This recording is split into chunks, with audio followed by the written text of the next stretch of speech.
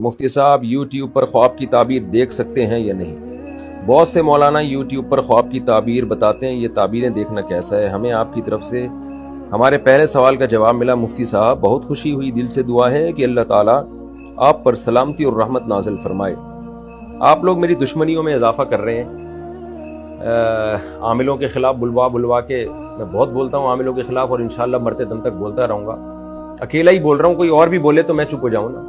اسی طرح یاد رکھیں یوٹیوب پہ جو خوابوں کی تعبیروں کے دھندے شروع کیے ہیں نا، ان میں بھی ڈرامے بازی ہے۔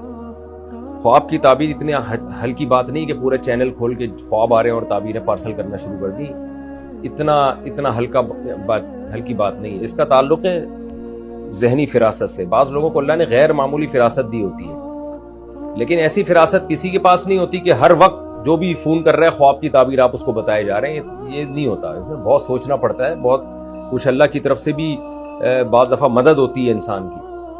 تو کبھی کبھار کوئی خواب کسی کو بہت ہی عجیب سا آ جائے اور اس کو لگے کہ یہ کچھ ایسا ہے جس کی کوئی تعبیر ہوگی، تو پھر وہ کسی صاحب فراست بزرگ کے پاس جائے، تو وہ بزرگ اس کے سارے حالات کو دیکھتے ہیں اور اس میں غور و فکر کرتے ہیں۔ اس کے بعد جو ہے اس کی تعبیر متعین کی جاتی ہے۔ یہ اتنا آسان عمل ہوتا تو اللہ نے یوسف علیہ السلام کو معجزے کے طور پہ نہ دیا ہوتا۔ یوسف علیہ السلام کا تو معجزہ تھا۔ معجزہ کسے کہتے ہیں؟ وہ کام جو عام پبلک نہیں کر سکتی۔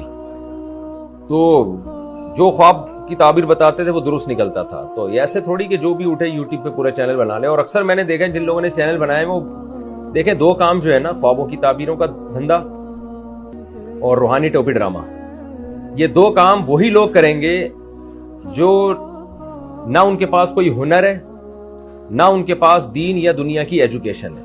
اب وہ معاشرے کے بیکار ترین فرد ہوتے ہیں، کچھ بھی نہیں آتا، تو کار آمد ترین فرد بننے کے لیے جن چڑیل بھوت یا خوابوں کی تعبیر یہ کام شروع کر دیتے ہیں، تو اتنی عزت ہوتی ہے ان کی، اور ایسے لوگ ان پہ ٹوٹتے ہیں تو وہ بھی ہنستے ہیں کہ یار دیکھو، ہم نے تمہیں الف بے پے تے ٹے سے جیم ہے، جیم اور ہے کے درمیان والا لفظ آپ خود ہی ایڈ کر لیں، ہم نے تمہیں یہ بنا دیا اور تم الحمدللہ طبیعت سے بن گئے۔ تو اس لیے آپ جو ہے یہ نہ بنے، ہے سے پہلے والا لفظ نہ بنے۔ آپ اپنے اوقات کو، اپنے پیسوں کو، اپنی صلاحیتوں کو ان لوگوں پہ ضائع نہ کریں۔ یہ وہمی بنا دیں گے آپ کو، یہ آیا تو یہ خواب آیا تو یوں ہو رہا ہے، یہ خواب آیا تو یوں ہو رہا ہے۔ تو باقی کوئی اچھمبے کا عجیب سا کوئی کبھی خواب آ جائے، آپ کو لگے، جب بہت ہی تگڑا خواب آتا ہے نا تو انسان کو محسوس ہوتا ہے کہ یار اس کی کوئی تعبیر ہوگی، ورنہ نارملی تو پراگندہ خیالات ہوتے ہیں جو آتے رہتے ہیں، حالات کی وجہ سے الٹے پلٹے خیالات آتے رہتے ہیں خوابوں میں، تو اس کی کوئی تعبیریں نہیں ہوتی۔